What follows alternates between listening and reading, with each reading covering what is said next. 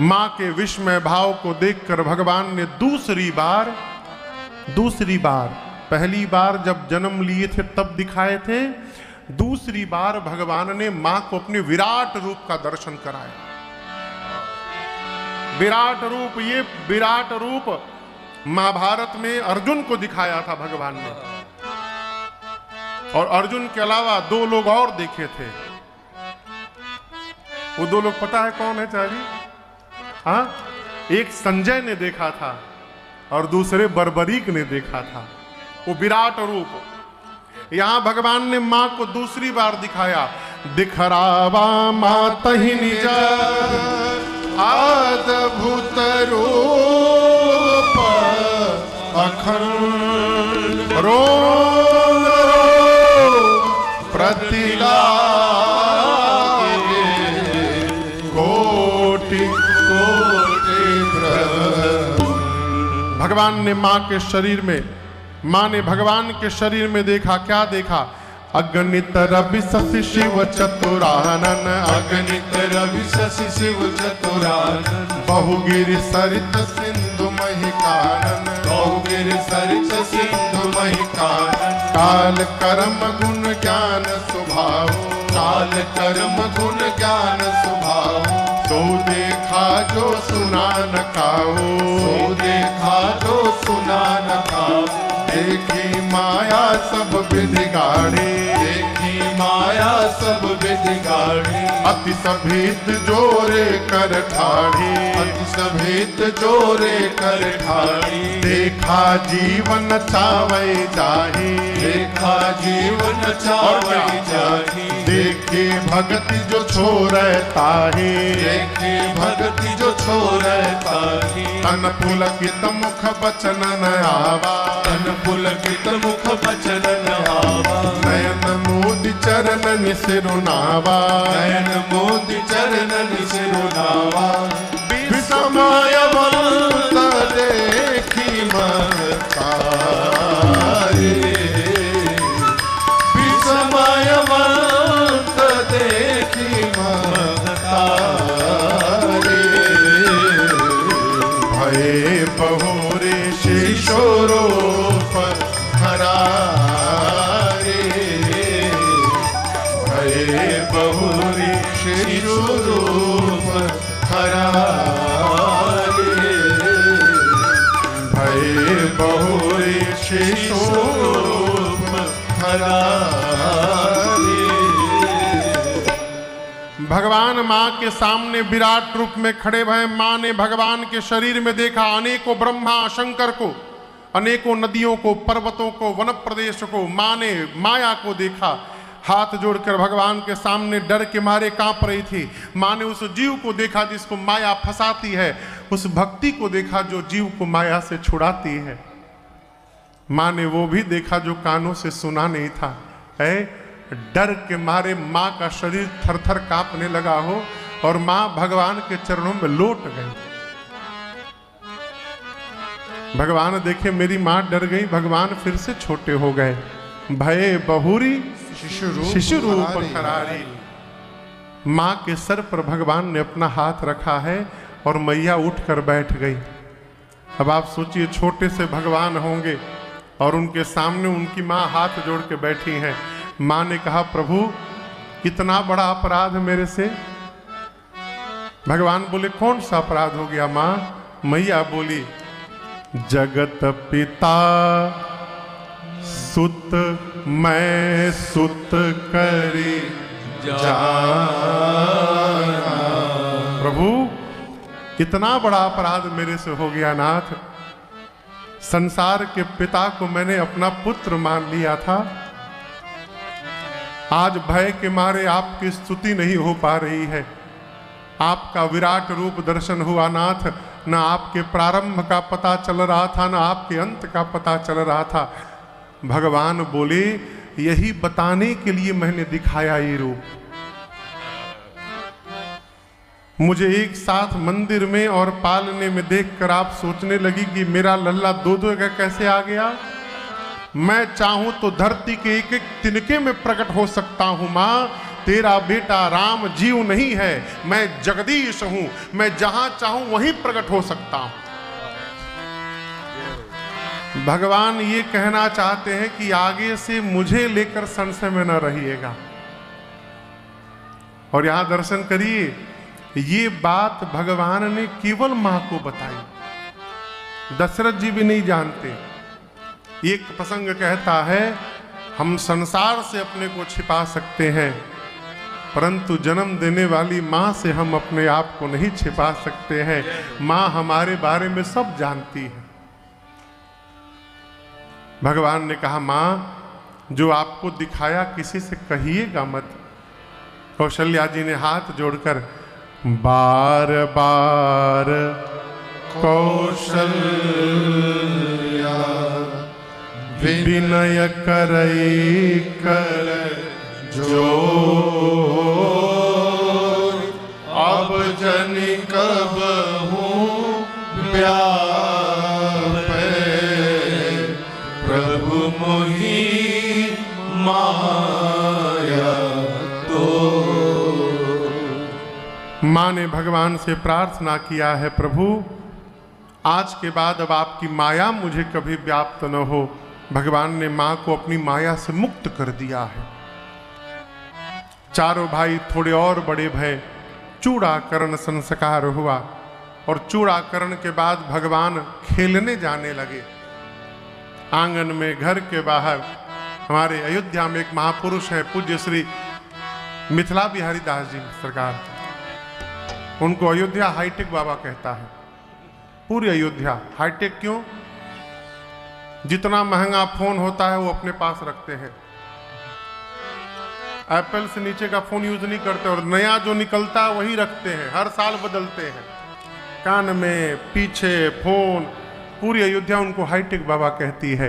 उनकी रचना है, अरे ठुमुक ठुमुक नाचे ललना कोशिला के अंगना, ठुमुक ठुमुक नाचे ललना कौशिला के अंगना। ए हो कौशिला के अंगना, ए हो कौशिला के अंगना, ए हो कौशिला के अंगना, ए हो कौशिला के अंगना। ठुमुक ठुमुक नाचे ललना कौशिला के अंगना, ठुमुक ठुमुक नाचे ललना कौशिला के अंगना।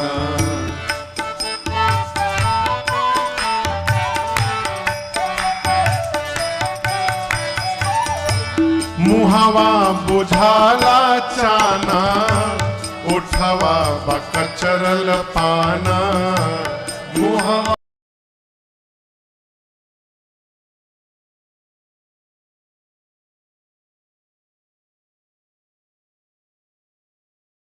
बुझाला चाना, उठवा बकचरल पाना।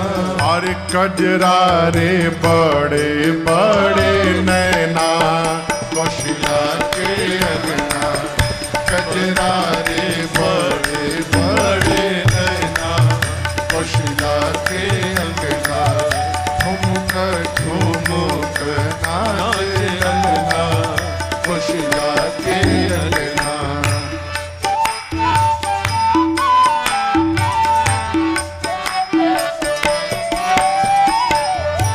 झिगुली सोहेला तनवा, मुसुकी मोहेला मनवा। झिगुली सोहेला तनवा, मुसुकी मोहेला मनवा। हाँ, झिगुली सोहेला तनवा, मुसुकी मोहेला मनवा। झिगुली सोहेला तनवा, मुसुकी मोहेला मनवा। तोतरी बोले मीठे बैना, कौशिला के अंगना। तोतरी बोले मीठे बैना कौशिला के अंगना। ठुमुक ठुमुक नाचे ललना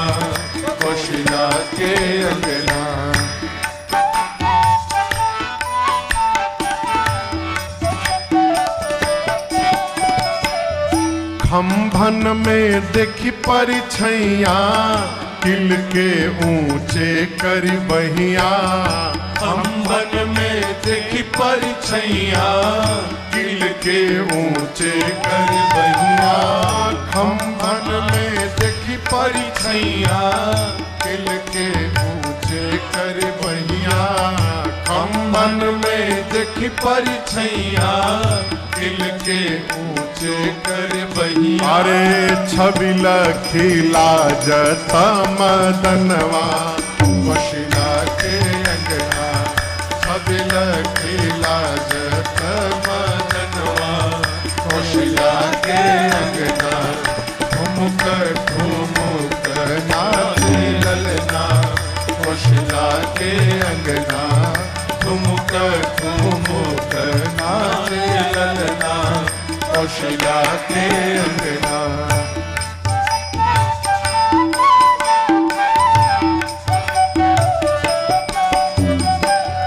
मैया बोलावन लागे देखते राघव जी भागे। मैया बोलावन लागे देखते राघव जी भागे। हाँ मैया बोलावन लागे देखते राघव जी भागे। मैया बोलावन लागे देखते राघव जी भागे। मिथिला बिहारी चित्त चोरना वशिला के अंगना। मिथिला बिहारी चित्त चोरना। वशिला के अंगना ठुमुला ठुमुक नाचे ललना। वशिला के अंगना ठुमुक ठुमुक नाचे ललना। वशिला के अंगना ठुमुक ठुमुक नाचे ललना।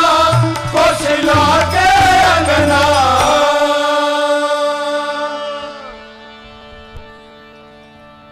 बोलिए राघव सरकार की जय। अरे मिथिला बिहारी चित्त चोरना कोशिला के अंगना। भगवान कुछ बड़े हुए। भगवान बड़े हुए कुमार अवस्था में जब पहुंचे तो चारों भाइयों का यज्ञोपवीत संस्कार हुआ। यज्ञोपवीत समझते हैं ना? मिथिला में तो बड़े विधान से यज्ञोपवीत होता है। यहां पर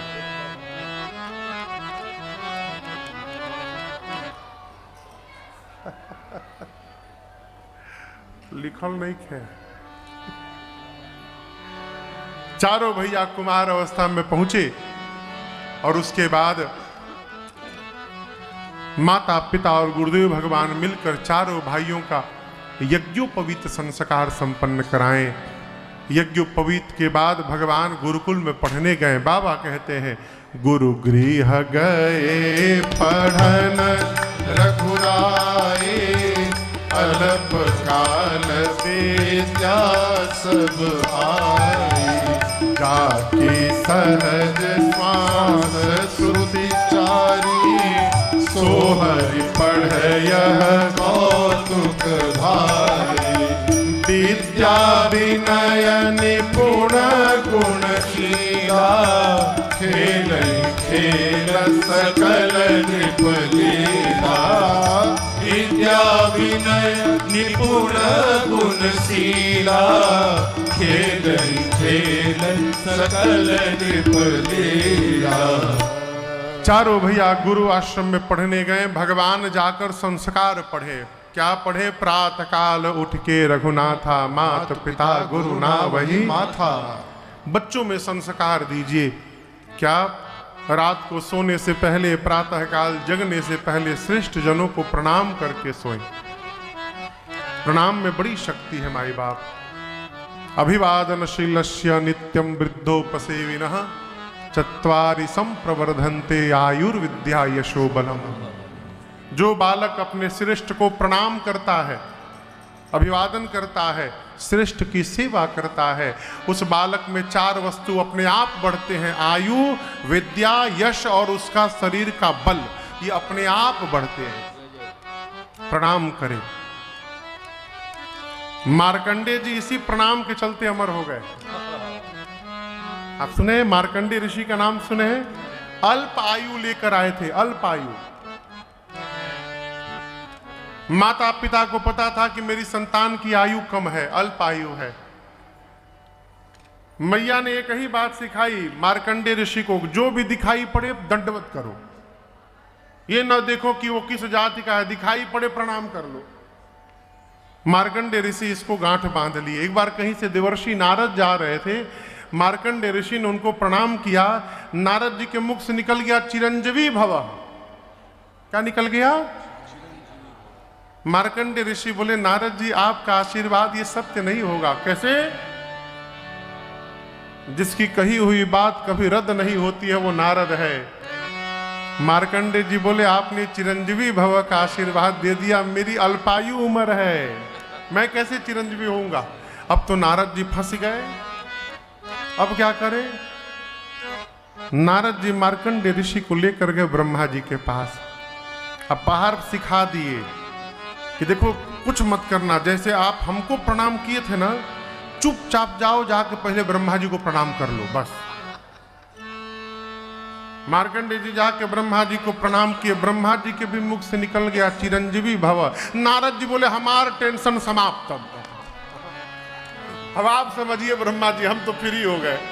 क्या हुआ? आप जिसको चिरंजीवी का आशीर्वाद दिए हैं, अल्पायु है इनका। ब्रह्मा जी ने तुरंत उसी क्षण मार्कंडेय ऋषि के अल्पायु को समाप्त करके और उनको चिरंजीवी बना दिया। ये प्रणाम की शक्ति है माई बाप, प्रणाम करने का स्वभाव बने। गुड मॉर्निंग ना बोले। देखिए, हम गुड मॉर्निंग गुड नाइट के विरोधी नहीं है, जहां आवश्यकता है वहां बोली, लेकिन घरों में गुड मॉर्निंग।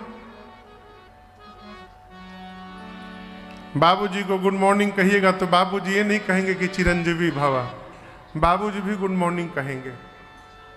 पहले हम लोग छोटे थे तो रामायण आता था रामानंद सागर जी का दूरदर्शन पर, तो उस समय उतनी बुद्धि तो थी नहीं, युद्ध देखने में बड़ा आनंद आता था। कैसा आनंद? जब दोनों तरफ से बाण चलता था ना, तो बाण क्या घूमता रहता था चक्री, और वहां कैसे लड़े और फिर पीछे हट जाए, वो देखने में बड़ा अच्छा लगता था। तो इधर से आपने गुड मॉर्निंग का छोड़ा, उधर से बाबूजी ने छोड़ दिया, अब दोनों का गुड मॉर्निंग आपस में लड़ी के समाप्त हो जाएगा, ना आपको कुछ मिलेगा ना बाबूजी को कुछ बचाएगा। इसलिए गुड मॉर्निंग न किया जाए, जय सिया राम कहा जाए, नमस्ते कहा जाए, दंडवत कहा जाए, प्रणाम कहा जाए। आप जब अपने श्रेष्ठ को प्रणाम करेंगे, आपके श्रेष्ठ आपको प्रणाम नहीं करेंगे, आपको आशीर्वाद देंगे। यशस्वी भव, चिरंजीवी भव, विजयी भव, आशीर्वाद। महाभारत के युद्ध में दोनों सेनाएं आमने सामने खड़ी हो गई। अंकित बाबू, थोड़ा इधर उधर होकल करा, एक ही जगह खड़े हो जाते हैं, थोड़ा टहल लियल करा, कभी उधर कभी इधर। महाभारत के युद्ध में दोनों सेनाएं आपस में आमने सामने खड़ी हो गई। गीता का उपदेश पूर्ण हो गया। अब भीष्म पितामह को केवल शंखनाद करना था और युद्ध प्रारंभ। दुर्योधन कहता है, क्यों नहीं फूंक रहे हैं? दुर्योधन कहता है कि आज ही फूंकी, आज ही युद्ध समाप्त कर दिया जाए। कितना समय लगेगा पांडवों को मारने में? तुरंत फूंकी शंख। पितामह भीष्म कहते हैं, धैर्य रखो पुत्र, धैर्य रखो। तब तक थोड़ी देर बाद दिखाई पड़ता है कि सामने पांडवों में से ज्येष्ठ पांडु पुत्र युधिष्ठिर अपने रथ से उतरकर पैदल चले आ रहे कौरवों की सेना की ओर। दुर्योधन कहता है कि क्या युद्ध के पहले ही युधिष्ठिर ने पराजय स्वीकार कर लिया क्या, कि पैदल चलते आ रहा है, लगता है कि मेरे से क्षमा मांगने आ रहा है, आने दीजिए, यहीं पर मार दूंगा। पितामह ने कहा धैर्य रखो। युधिष्ठिर आए और पितामह भीष्म के रथ के सामने जाकर और दंडवत करके बोले, पितामह आप मेरे घर के सबसे श्रेष्ठ हैं, मैं आपको प्रणाम किए बिना युद्ध कैसे प्रारंभ कर सकता हूं? मुझे आशीर्वाद दीजिए कि मैं वीरता पूर्वक आपसे युद्ध कर सकूं। और जैसे युधिष्ठिर ने ये बात कही, पितामह भीष्म ने दोनों हाथ को ऊपर उठाकर कहा, विजयी भव पुत्र, विजयी भव। आरंभ कर दे तो मैं तो दुर्योधन बोला है सेना के सेनापति होके, और भीष्म ने कहा, दुर्योधन जो सामने खड़ा है वो तुम्हारा ज्येष्ठ भ्राता है, भले आज तुम्हारे विरुद्ध खड़ा है वो, लेकिन मुझे विश्वास है यदि तुम अपने अभिमान के रथ से नीचे उतरकर और आज अपने ज्येष्ठ भ्राता को प्रणाम करते तो मुझे पूर्ण विश्वास है कि आज युधिष्ठिर भी तुमको विजयी भव का आशीर्वाद दे देता, लेकिन उसके लिए उतरना पड़ेगा पहले। ये प्रणाम की शक्ति है भाई बाप। राम जी गुरुकुल में जाकर संस्कार पढ़े, प्रातः काल श्रेष्ठ जनों को दंडवत करना है। वेद पुराण की कथाओं को पहले स्वयं सुनते हैं, बाद में भाइयों को सुनाकर समझाते हैं। पढ़कर आए और उसके बाद कोई भी कार्य करना होता है, राम जी पहले पिताजी से अनुमति मांगते हैं। आय सो मांगे करहि पूर देखी चरित हरसहि मन राजा। रघुनाथ जी के इस चरित्र का दर्शन करके चक्रवर्ती जी आनंद में आ गए। ये प्रसंग कहता है श्रेष्ठ से पूछ के करिए। देखिए, श्रेष्ठ से जब हम पूछ के करते हैं तो हम नहीं करते, श्रेष्ठ के श्रीमुख वचन उस कार्य को पूर्ण करते हैं। हनुमान जी लंका गए सीता जी का पता लगाने, तो हनुमान जी नहीं गए। भगवान ने कहा था जाइए हनुमान, सीता जी को मेरी सूचना देकर वापस आइए। भगवान ने जाने के लिए कह दिया, जाकर आने के लिए कह दिया। अब हनुमान जी को नहीं जाना है, भगवान का वचन ही हनुमान जी को लेकर जाएगा और वचन ही सकुशल लेकर आएगा। और गोस्वामी जी कहते भी हैं, हनुमान जी कैसे गए? एही भांति चले हनुमान, कैसे? जिमी अमोघ रघुपति कर बाण। जैसे भगवान का मोघ बाण जाता है, उसी प्रकार हनुमान जी लंका गए। श्रेष्ठ से पूछ कर व्यवहार करिए। गोस्वामी जी कथा को लेकर गए बक्सर, जहां विश्वामित्र नाम के महामुनि हैं। विश्वामित्र महामुनि ज्ञानी बसहि विपिन शुभ आश्रम जानी। जहाँ जग जग जोग मुनि करहि अति मारे सुबाहु डरहि। गांधी तनय मन चिंता व्यापी। गांधी तनय मन चिंता व्यापी। हरि बिनु मरहि निश्चर पापी। हरि बिनु मरहि निश्चर पापी। हरि बिनु मरहि निश्चर पापी। हरि बिनु मरहि निश्चर पापी। विश्वामित्र नाम के महामुनि हैं। जब जब यज्ञ करते हैं बक्सर में, मारीच सुबाहु आकर यज्ञ को विध्वंस कर देते हैं। अब यहां दर्शन करिए, ये मारीच सुबाहु इनके पीछे काहे पड़े हैं? प्रश्न है ना। रावण को वरदान मिला, या तो बानर मारेगा नहीं तो मनुष्य। वरदान मिलते रावण ने सबसे पहले देवताओं को त्रास देना शुरू किया। जानता है देवता मुझे मार नहीं पाएंगे, सोचा बानर मार सकते हैं। पता लगाया बानरों में वीर कौन है, बाली का नाम सामने आया। रावण लंका से चला युद्ध करने बाली से।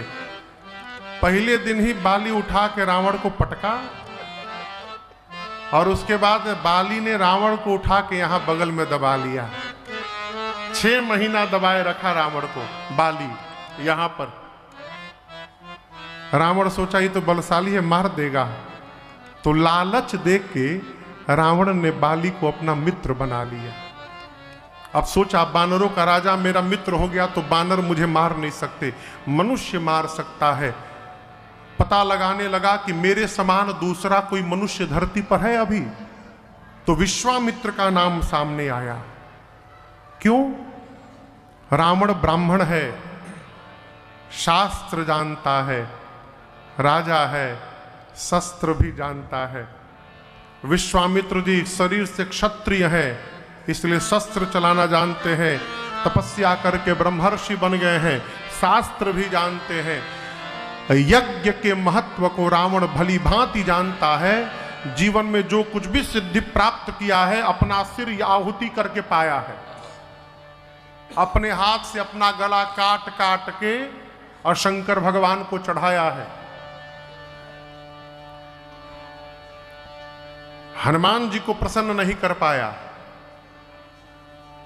क्योंकि 10 सिर थे उसके पास, इसलिए 10 रुद्र को केवल प्रसन्न कर पाया।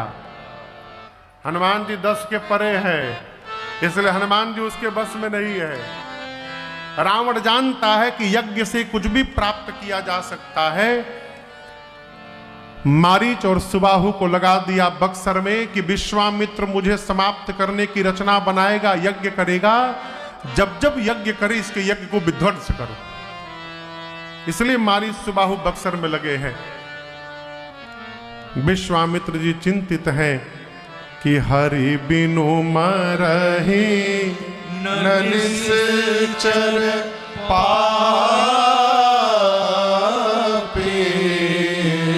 बिना भगवान के ये पापी मरने वाले नहीं है। भगवान तो अवतार ले ही लिए हैं, बड़े हो गए होंगे, क्यों न मांग के लाया जाए। मन में भाव उत्पन्न हुआ और तुरंत पहुंचे अयोध्या। कौन? विश्वामित्र जी गए भूप दरबार।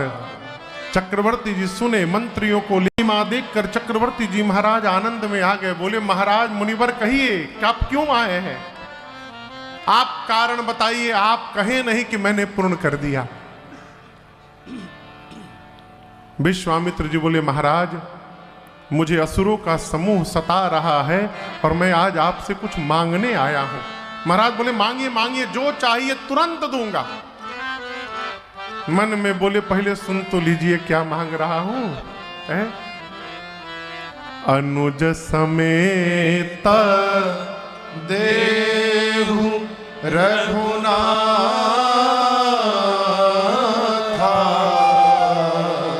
निश्चर वध में हो सना।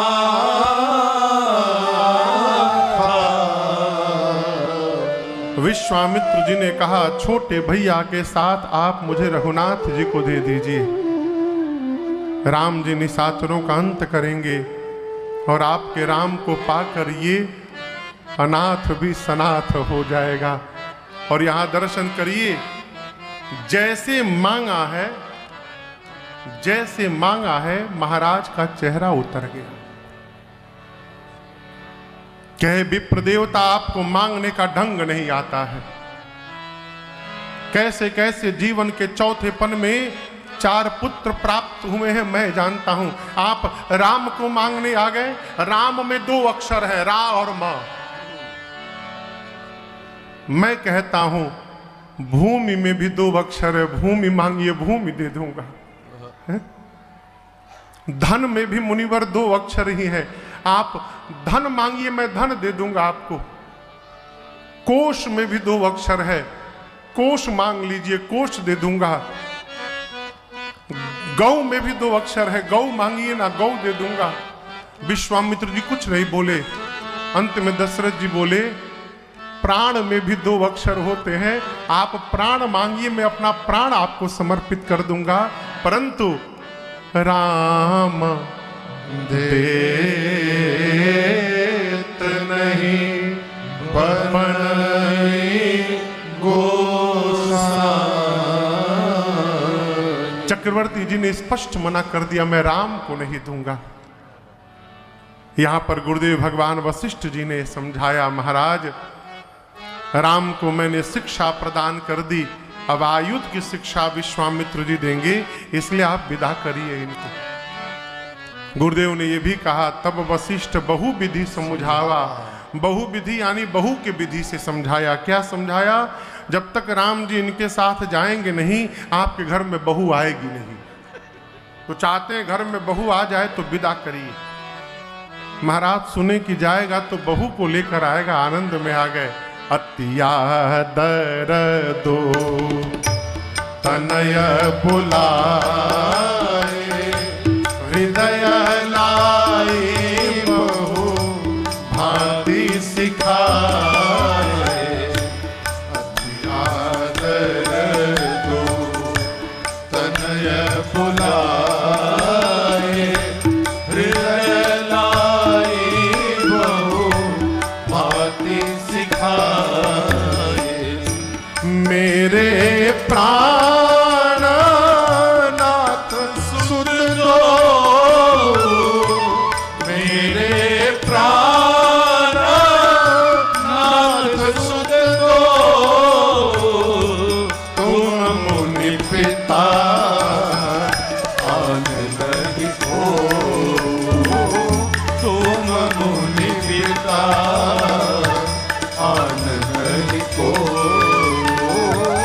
तुम मुनि पिता आन नहीं हो। महाराज ने अति आदर के साथ राम लक्ष्मण जी को बुलाया, हृदय से लगाया और कहा, आज तक आप जैसे मेरे से पूछ पूछ कर व्यवहार करते रहे, अब आज के बाद विश्वामित्र जी से पूछ पूछ कर करिएगा।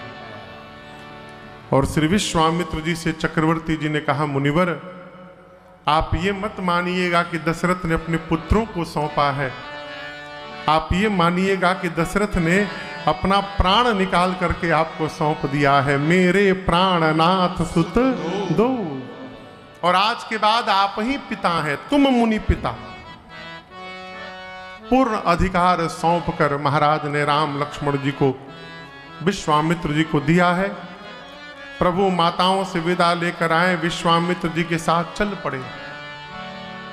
अभी हम लोग 1 महीने पहले नवंबर में आजमगढ़ में कथा गा रहे थे। एक स्थान है तरौलिया के पास, प्रथम देव स्थान। वहां एक बड़े सिद्ध महापुरुष हैं मुसईदास बाबा, अद्भुत स्थान चाचा जी। पूज्य देवराहा बाबा वहां गए थे उनसे दर्शन करने के लिए। तो वहां के लोगों को पता नहीं था कि वो इतने सिद्ध महात्मा है। देवराहा बाबा जब वहां गए एक कॉलेज के उद्घाटन में, उसके बाद जब कहते थे लोग कि जब गाड़ी में बैठे देवराहा बाबा तो गाड़ी स्टार्ट न हो। जब गाड़ी नहीं स्टार्ट हुई तो देवराहा बाबा ने कहा कि यहाँ कोई महात्मा रहते हैं क्या अगल बगल में? तो लोगों ने कहा कि सरकार जंगल में एक तो बाबा जी हैं, बस रहते हैं। देवराहा बाबा ने गाड़ी से कहा चल गाड़ी उधर, तो गाड़ी स्टार्ट हो गई अपने यहाँ पर। फिर सब लोग गए वहाँ उस आश्रम में। मुख्य सड़क से लगभग 3 किलोमीटर होगा हो, मुख्य सड़क से 3 किलोमीटर अंदर जंगल में। तो लोग कहते हैं वहां देवराहा बाबा जब गाड़ी से उतरे तो बाबा को देखते उनके चरणों में देवराहा बाबा दंडवत हो गए, प्रणिपात हो गए। वो बाबा बोले आ गए, तुम्ही को ढूंढ रहा था। फिर देवराहा बाबा बोले उनसे कि आप जिस स्थान पर बैठे हैं ये वो स्थान है जहां पर जब राम जी को लक्ष्मण जी को लेकर विश्वामित्र जी बक्सर चले तो प्रथम रात्रि यहीं पर रहकर विश्राम किए थे, इसलिए उस स्थान का नाम प्रथम देव स्थान पड़ा। आज भी वो स्थान है प्रथम देव स्थान, वहीं ताड़का रहती थी। यहां गोस्वामी जी कहते हैं जैसे पहुंचे सुनि ताड़का क्रोध कर धाई, ताड़ी ताड़का। लक्ष्मण जी निकाल लिए बाण, मार दूंगा। राम जी बोले रखो, मारना नहीं, अबला है। विश्वामित्र जी बोले राम तुरंत मारिए, यही सबसे बड़ी बला है। जैसे कहा भगवान ने निकाला अमोघ बाण, एक ही बाण प्राण हर लीना, दिल जानते निज पद जीना, दिल जानते निज पद जीना, दिल जानते निज पद जीना। खबर से निज नाथ ही जिय चीनी, बेचा निज कहूँ बेचा दीनी, जाते लाग न क्षुधा पिपासा, अतुलित बल तन तेज प्रकाशा, आयुध सर्व समर्पिके, प्रभु निज आश्रम आए, कंद मूल फल भोजन, दीन भगत हित जान। एक बाण में भगवान ने ताड़का को समाप्त किया। ताड़का का तेज शरीर से निकला और भगवान के दाहिने पांव के अंगुष्ठ में प्रवेश कर गया। दीन जानते ही निज पद दीना। जब विश्वामित्र जी ने यह दृश्य देखा कि ताड़का का तेज भगवान के पद में प्रवेश किया, तब समझे कि ये भगवान है, ब्रह्म है। अब तक पूर्ण विश्वास नहीं था। यहां पर विश्वामित्र जी ने भगवान को दो विद्याएं दी, बला अति बला, जिससे न भूख लगे न प्यास, शरीर में अतुलित बल रहे, तेज रहे। सारे आयुध भगवान को समर्पित करके आश्रम लाए। कंद मूल फल भोजन, रात्रि में विश्राम हुआ। अगले दिन भगवान ने कहा गुरुवर आप निर्भय होकर यज्ञ करिए। हम दोनों भाई पहरे में खड़े। यज्ञ प्रारंभ हुआ। अग्नि कुंड से धुआं निकला। धुआं देख